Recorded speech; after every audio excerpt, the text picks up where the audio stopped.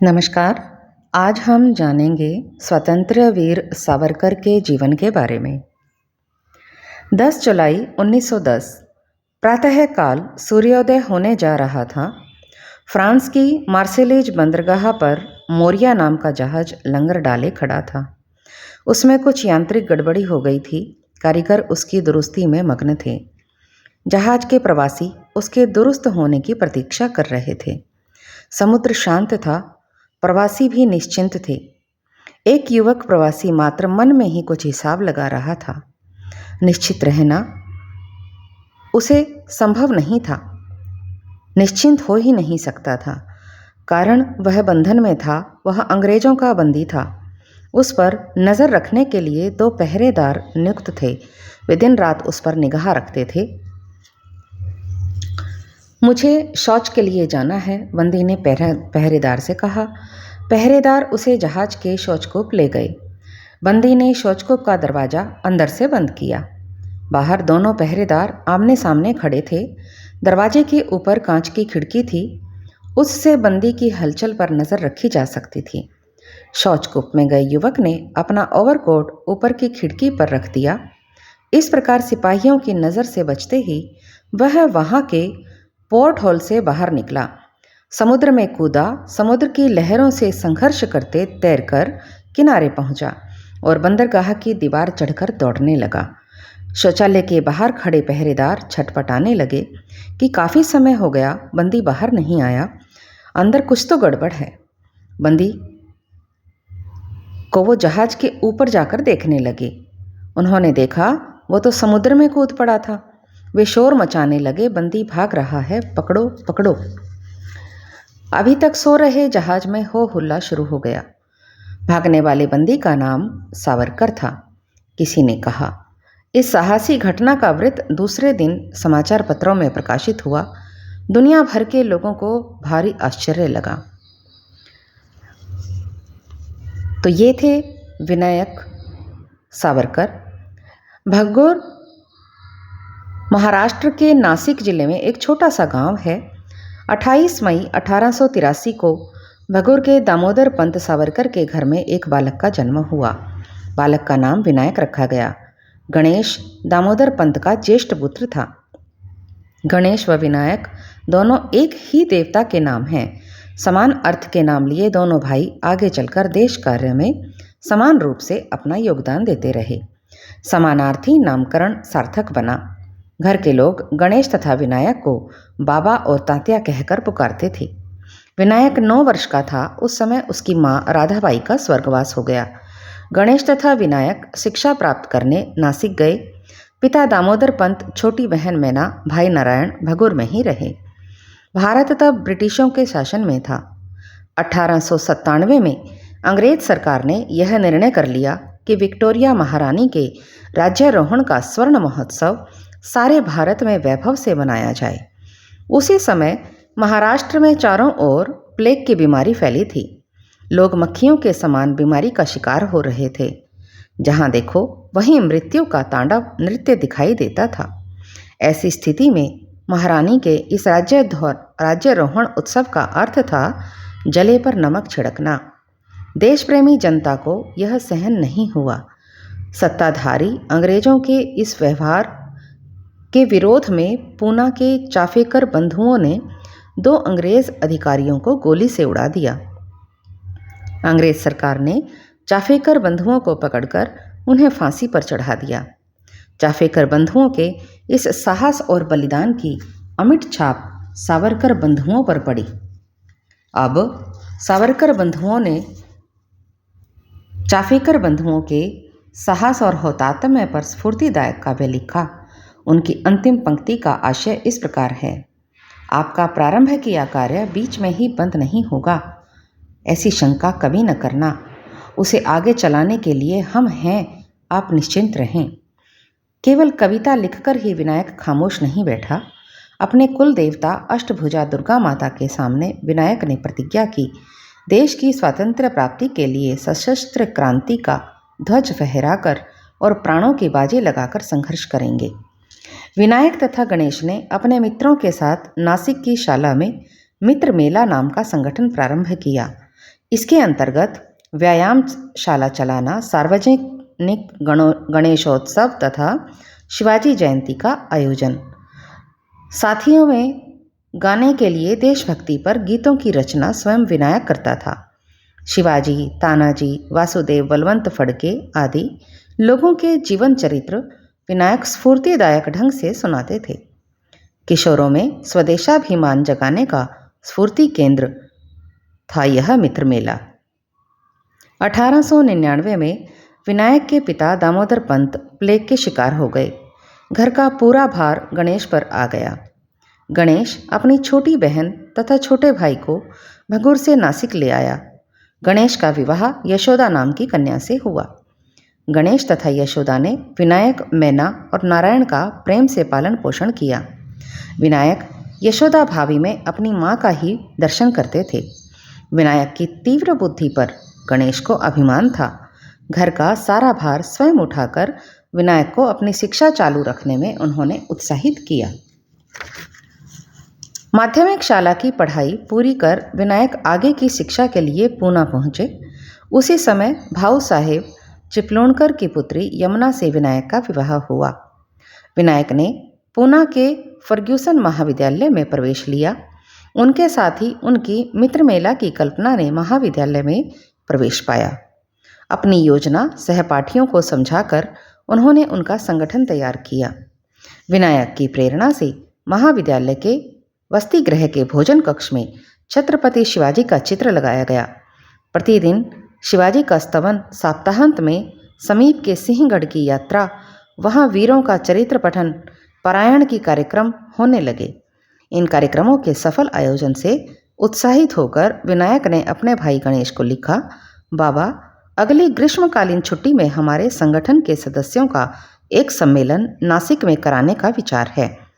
हमें देश की स्वतंत्रता प्राप्ति के लिए क्रांति का अगला कदम रखना है। आपके भी विचार हमें अवगत हों, यह आवश्यक है। गणेश को भाई का पत्र पढ़कर हर्ष हुआ। ग्रीष्म की छुट्टी में नासिक में मित्रों का सम्मेलन हुआ। गणेश तथा विनायक अर्थात बाबा तथा तात्या ने मित्रों के साथ देश कार्य के कई योजनाओं पर चर्चा की, कई प्रकार के हिसाब लगाए। खुद के रक्त से परस्पर तिलक लगाकर स्वातंत्र्यता प्राप्ति के लिए सशस्त्र क्रांति का कंकण बांधा। उन्होंने इस संगठन को अभिनव भारत नाम दिया। नासिक सम्मेलन के बाद अभिनव भारत का काम उत्साह से आगे बढ़ने लगा। इसी समय भारत सरकार ने बंगाल का विभाजन किया। इसके विरोध में लोगों का संघर्ष जारी था। बंग भंग का विरोध करने के लिए एक नए कार्यक्रम का आयोजन हुआ। विरोध सभा, जुलूस आदि तो हमेशा होते ही थे, परंतु इनकी योजना और ही थी। सार्वजनिक स्थानों पर विदेशी वस्त्रों का सामूहिक दहन करने का इनका विचार था। यह कार्यान्वित भी हुआ। जलते हुए वस्त्रों को देखकर लोकमान्य तिलक ने कहा था, हिंदुस्तान में उठी यह अंग्रेजों के विरोध की प्रथम चिंगारी है। इसकी दाहकता थोड़े ही दिनों में इंग्लैंड पहुंचेगी। अभिनव भारत द्वारा किए इस विदेशी वस्त्रों की होली के कारण तात्या को महाविद्यालय के वसति गृह से निकाल दिया गया। उन्होंने अपने मित्रों के यहाँ रहकर अपनी शिक्षा चालू रखी। अंतिम परीक्षा में उत्तम श्रेणी में उत्तीर्ण की। उपाधि प्राप्त करने के बाद वे बंबई जाकर कानून का अभ्यास करने लगे। साथ में समाचार पत्रों में देशभक्तिपूर्ण लेख भी लिखते थे। लंदन का इंडिया हाउस भारत के स्वतंत्रता संग्राम को प्रोत्साहन देने वाली एक संस्था थी। यह संस्था अपने कार्यकलापों के लिए योग्य व बुद्धिमान तरुणों को आकर्षित करने के उद्देश्य से विद्यार्थी वेतन देती थी। इस विज्ञापन देखकर विनायक सावरकर ने उनके लिए अपना आवेदन पत्र भेजा। उन्हें वह वेतन प्राप्त हुआ। तात्या अपनी पत्नी यमुना को मायके भेजकर 1906 में इंग्लैंड रवाना हो गए। स्वातंत्र्य वीर मैझिनी सावरकर जी को अत्यंत प्रिय थे। इटली का यह देशभक्त तात्या का आदर्श नायक था। जुलाई 1906 को तात्या इंग्लैंड पहुँचे। वहाँ पर मैझिनी के संबंध में उपलब्ध सभी साहित्य उन्होंने पढ़ा। स्वतंत्रता प्राप्ति के लिए भारतीयों को प्रेरित कर उसके लिए संघर्ष करने का उत्साह उनमें निर्माण करने के लिए सावरकर जी ने अत्यंत ओजस्वी तथा स्फूर्तिदायक भाषा में मैथिली का चरित्र लिखा और उसे छपवाने के लिए भारत भेजा। चरित्र की हस्तलिखित प्रति को पढ़कर लोकमान्य तिलक जी ने कहा, मैथिली का मूल चरित्र तो स्फूर्तिदायक है ही, परंतु तात्या की भाषा और लिखने की शैली अत्यंत ओजस्वी और तेजस्वी है। किसी भी युवक को यह स्वातंत्र्य वीर बना सकती है। यदि यह चरित्र प्रकाशित हुआ तो ब्रिटिश सरकार उसे अवश्य जब्त कर लेगी, ऐसे लोकमान्य जी ने कहा। तिलक जी भविष्यवाणी सिद्ध कर बैठे। सावरकर लिखित मैथिली पुस्तक सरकार द्वारा जब्त की गई।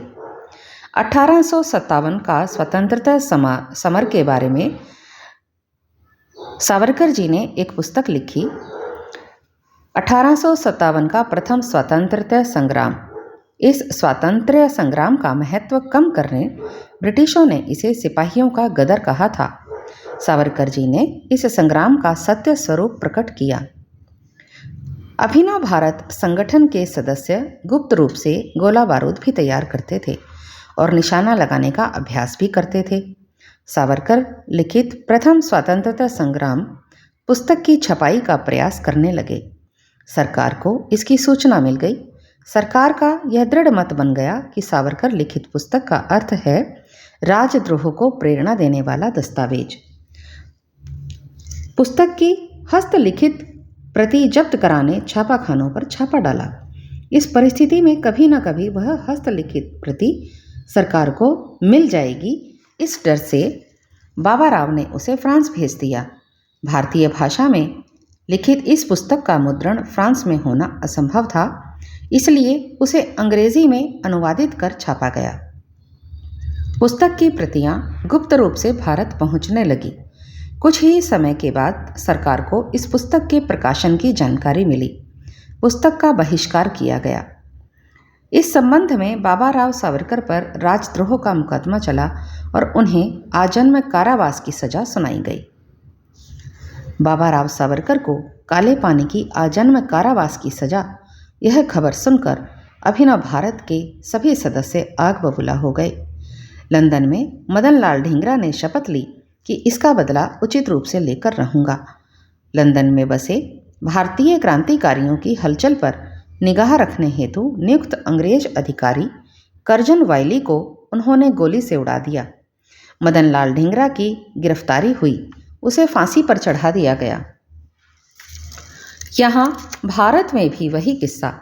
सावरकर तथा अभिनव भारत संगठन के सदस्य यहाँ के कार्यकर्ताओं को इंग्लैंड से गुप्त रूप से शस्त्रास्त्र भेजा करते थे। बाबा राव सावरकर को काले पानी की सजा देने वाला नासिक जिले का अंग्रेज अधिकारी जैक्सन था। उसे एक रंग मंदिर में अनंत कान्हेरे ने गोली मारकर खत्म कर दिया। अनंत कान्हेरे पकड़ा गया, अन्य कुछ कार्यकर्ता भी पकड़े गए। इन लोगों को अंग्रेज सरकार ने अनेक प्रकार की यातनाएं दी। सरकार के ध्यान में आया कि सावरकर की राजकीय धारणा भी यही है। अंग्रेज सरकार ने सावरकर के विरुद्ध मुकदमा दायर किया। तात्या राव भारत लौटने की तैयारी में थे। उनके कई सहकारी पकड़े गए। धिंगरा के समान मित्र भी हुतात्मा बन गए। भाई बाबा राव को अंडमान की कारागार में भेजा गया था। इस परिस्थिति में सावरकर को लंदन में रहने की इच्छा नहीं थी। भारत लौटने के लिए वो बेचैन थे। इन सारी परिस्थितियों में राजनीति के चलते रहने पर भी वे बैरिस्ट्री की परीक्षा में सफल रहे।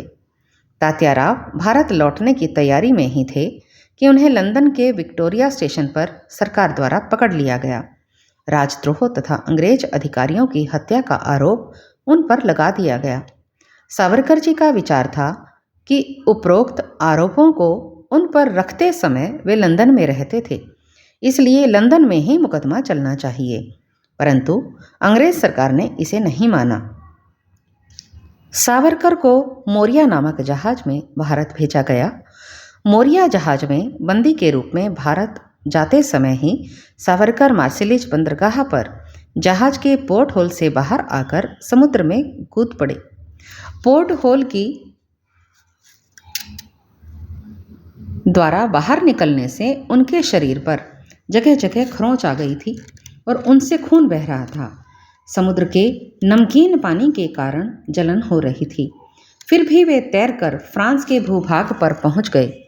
बंदरगाह की दीवार चढ़कर शहर में प्रवेश कर ही रहे थे कि दूसरी ओर से नाव द्वारा पहरेदार किनारे पर पहुंच गए और उन्हें पकड़ लिया गया। फ्रांस की भूमि में मुझे गिरफ्तार करने का अधिकार आपको नहीं है, सावरकर गरजने लगे, परंतु सिपाही सुनने के लिए तैयार नहीं थे। उन्हें पकड़कर वापस जहाज पर ले गए, पहरे को अधिक मजबूत कर दिया और उसे भारत ले आए। अंग्रेज पहरेदारों द्वारा सावरकर को पुनः पकड़ने के बाद भी सावरकर का यह अद्भुत साहस दुनिया के इतिहास में एक रोमांचकारी कृत्य बन गया। सावरकर पर भारत में मुकदमा चलाया गया। उन पर आरोप थे क्रांति के द्वारा राजसत्ता को उखाड़ फेंकना तथा अंग्रेज अधिकारियों की हत्या के लिए लोगों को प्रेरित करना। इन दो आरोपों पर अलग अलग 2 आजन्म कारावास की सजा सुनाई गई। अंग्रेज अधिकारी द्वारा 2 आजन्म कारावास की सजा सुनाने के बाद सावरकर ने कहा, ओह, अंग्रेजों को भी हिंदुओं की पुनर्जन्म की कल्पना मान्य है। सावरकर की सभी जायदाद सरकार ने जब्त कर ली। 2 आजन्म कारावास का अर्थ था कि सावरकर जी का अंडमान की कारागार में 50 वर्ष बिताना। अंडमान का कारावास काले पानी की सजा के नाम से प्रसिद्ध था। बंगाल की खाड़ी में अंडमान द्वीप का कारागृह अत्यंत कठोर दंड का स्थान माना जाता था। काले पानी की सजा से दंडित अपराधियों से कई प्रकार के कठिन कार्य वहां कराए जाते थे। सावरकर जी को तेल के कोल्हू में बैल के समान जोता जाता था। सुबह से शाम तक कोल्हू चलाते चलाते तात्याराव थक कर चूर हो जाते थे। उन्हें नारियल की रस्सी भी तैयार करनी पड़ती थी। हथेली का चमड़ा छिलकर रक्त बहने पर भी निर्दिष्ट प्रमाण में काम करना ही पड़ता था, वरना बेतों की मार सहनी पड़ती थी। एक दिन अचानक सावरकर जी को अपने बड़े भाई गणेश राव सावरकर का दूर से दर्शन हुआ। गणेश राव सावरकर काले पानी की सजा पाकर पहले से ही उस जेल में थे। उन्हें यह जानकारी नहीं थी कि तात्याराव भी वहां आ गए हैं। तात्याराव ने बाबा राव को देखा और बाबा राव ने तात्याराव को, परंतु परस्पर बोल नहीं सकते थे। पहरेदार की सहायता से बाबा राव ने तात्याराव को एक चिट्ठी भेजी। तात्या, तुम यहाँ कैसे आ गए? तुम बाहर रहकर क्रांति कार्य को चलाकर सफल होगे, ऐसा मैं मानता रहा। तू भी यहाँ आ गया, अब आगे क्या होगा? तात्याराव ने उत्तर भेजा, यशापयश योगायोग की बात है। ऐसा कहते हैं कि निर्भय होकर संकटों का सामना करने में ही कृतित्व व योग्यता होती है। आप, मैं, अपने सभी सहकारी उसी को अब प्रकट कर रहे हैं। परस्पर बोलना, विचार विनिमय करना काले पानी के कारागार में संभव नहीं था। पहरेदारों को मनवा कर चिट्ठी भेजना भी हमेशा नहीं हो सकता था। सावरकर बंधुओं ने अपना ही एक अनोखा मार्ग निकाला। हाथों में लगी हथकड़ियों को आपस में टकराकर सांकेतिक भाषा में बोलने का अभ्यास किया।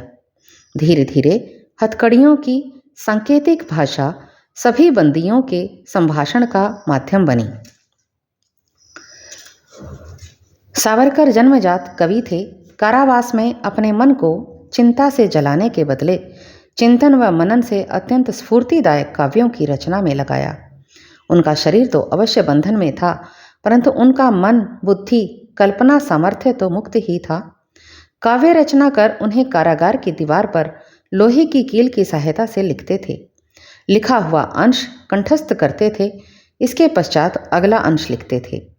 कमला, गोमंतक, महासागर आदि अनेक काव्यों को सावरकर ने अंडमान की कारागार में ही रचा। धरती की गंध देने वाले काव्यों को लोगों ने लिखा होगा, परंतु अंडमान की दीवार के पत्थरों की गंध देने वाले इन काव्यों की विशेषता अपूर्व है। अंडमान की हवा, कारागार का निकृष्ट आहार आदि के कारण सावरकर जी का स्वास्थ्य दिन पर दिन बिगड़ने लगा। 1919 में सावरकर के छोटे भाई नारायण राव और सावरकर की पत्नी यमुनाबाई सावरकर जी से मिलने के लिए अंडमान आए। बाबा राव की पत्नी यशोदाबाई का निधन हो गया था। कारागार में रहे उनके पति बाबा राव और देवर तात्याराव को यशोदाबाई की मृत्यु की वार्ता इस मुलाकात के समय ही पता चली। इस अल्पकालीन मुलाकात से आनंद एवं समाधान के स्थान पर दुख ही हुआ। सावरकर जी की अस्वस्थता की वार्ता से भारत में जनता को अतीव वेदना हुई। सावरकर की मुक्ति के लिए चारों ओर से सरकार पर दबाव आने लगा। अंत में इन दबावों के सामने सत्ताधारी अंग्रेजों को झुकना पड़ा। 1921 में सावरकर बंधुओं को अंडमान से भारत लाया गया।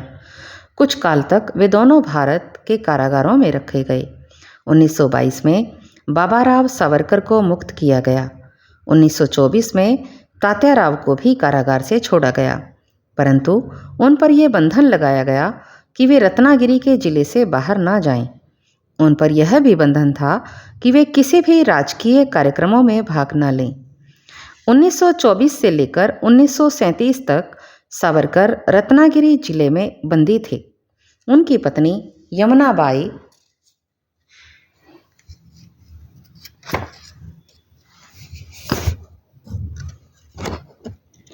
उनके साथ ही थी। उन लोगों का विवाह 1901 में हुआ था, परंतु गत 25 वर्ष तात्याराव अकेले ही प्रथम इंग्लैंड में, बाद में अंडमान में जीवन बिता रहे थे। अब पुनर्जन्म पाकर नए तौर से उन्होंने कौटुंबिक जीवन आरंभ किया। उन्हें प्रभात नाम की कन्या और विश्वास नाम का पुत्र प्राप्त हुआ। सरकार से अनुमति लेकर एक बार तात्याराव अपने बाल्यकाल के कार्यक्षेत्र में नासिक गए। वहाँ की जनता ने उनका नागरिक सम्मान किया। 1 लाख रुपए की थैली उन्हें अर्पित की। सावरकर जी ने उस निधि को समाज सेवा के लिए सुरक्षित रखा और खुद को भी समाज सेवा के लिए अर्पित किया। अस्पृश्यता यह हिंदू समाज को मिला अभिशाप है। स्पृश्यता, ऊंच नीच भाव आदि भेदों से हिंदू समाज छिन्न भिन्न हो गया है। इससे कई हिंदू अन्य धर्मों में चले जाते थे। अस्पृश्यता के विरोध में संघर्ष करने का निश्चय सावरकर जी ने किया। सत्याग्रह करके रत्नागिरी के विट्ठल मंदिर में तथा कथित अस्पृश्यों को मुक्त प्रवेश का अधिकार दिलवाया। रत्नागिरी में पतित पावन मंदिर की स्थापना कर उसका उद्घाटन श्री शंकराचार्य जी से करवाया। स्पृश्य अस्पृश्य के भेदभावों को भूलकर सभी हिंदू एक साथ बैठकर भोजन करें, इस हेतु सहभोजन के कार्यक्रमों का आयोजन किया। शालाओं में जाकर अध्यापकों से अनुरोध करते कि सभी विद्यार्थियों को बिना भेदभाव से साथ साथ बिठाया जाए। अपने ही बंधुओं को यदि अस्पृश्य बना दिया तो वे अपने से दूर होकर अपने शत्रु बन जाएंगे। इस तथ्य को लोगों को समझाया। इतना ही नहीं, अभी तक इस प्रकार हिंदू धर्म में बाहर से आए बंधुओं को या बाहर गए बंधुओं को पुनः हिंदू धर्म में प्रस्थापित किया। अन्य धर्मों में गए कई हिंदुओं के शुद्धिकरण से वे पुनः स्वधर्म में लौट आए। हिंदू समाज के रूढ़िवाद की बुराइयों को दूर करने का सावरकर जी ने प्रयास किया। उसी प्रकार भारतीय भाषा में कई अंग्रेजी शब्दों का प्रयोग रूढ़ बन गया था, इसलिए उन्हें भी हटाने के लिए भाषा शुद्धि का कार्य भी उन्होंने अपने हाथ में लिया। 1937 में सावरकर पर लगाए गए बंधन हटा दिए गए। बाद में सावरकर जी सक्रिय राजनीति में कूद पड़े। हिंदू महासभा के अध्यक्ष चुने गए। पाकिस्तान की मांग सामने आते ही उन्होंने इसका तीव्र विरोध भी किया। 1957 का वर्ष भारत के लिए अविस्मरणीय था। स्वतंत्र भारत में प्रथम भारतीय स्वतंत्रता संग्राम का 100 संवत्सर सरिकोत्सव अत्यंत शान से मनाया गया। राजधानी दिल्ली में हुए इस समारोह में स्वतंत्रता संग्राम के महानायक विनायक राव सावरकर जी ने गर्व के साथ सहयोग दिया। अत्यंत आवेश के साथ प्रथम स्वतंत्रता संग्राम का रोचक वर्णन किया और अपने भाषण में प्रतिपादित किया कि भारत को सदा के लिए स्वतंत्र रहना है तो हम लोगों को आधुनिक शस्त्रास्त्रों से सुसज्जित रहना पड़ेगा।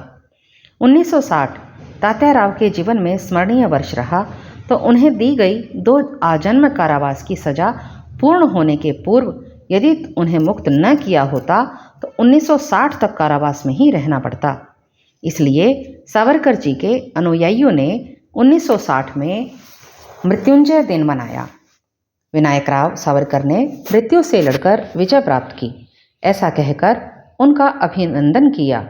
भारत सरकार ने अंडमान कारागार के उस कमरे में जहां सावरकर जी को रखा गया था, उसके स्मरणार्थ स्मरण फलक लगवाया और उसे राष्ट्रीय स्मारक घोषित किया। 1965 में महाराष्ट्र तथा भारत सरकार ने उन्हें मानधन दिया। सरकार की ओर से घोषणा की गई, सावरकर अप्रतिम स्वतंत्रता वीर हैं। तात्याराव वृद्ध होने लगे, परंतु उनकी बुद्धि तथा चिंतनशीलता अभी भी सतेज थी। इस ढलती उम्र में भी वे रचनात्मक कार्य से विमुख नहीं हुए।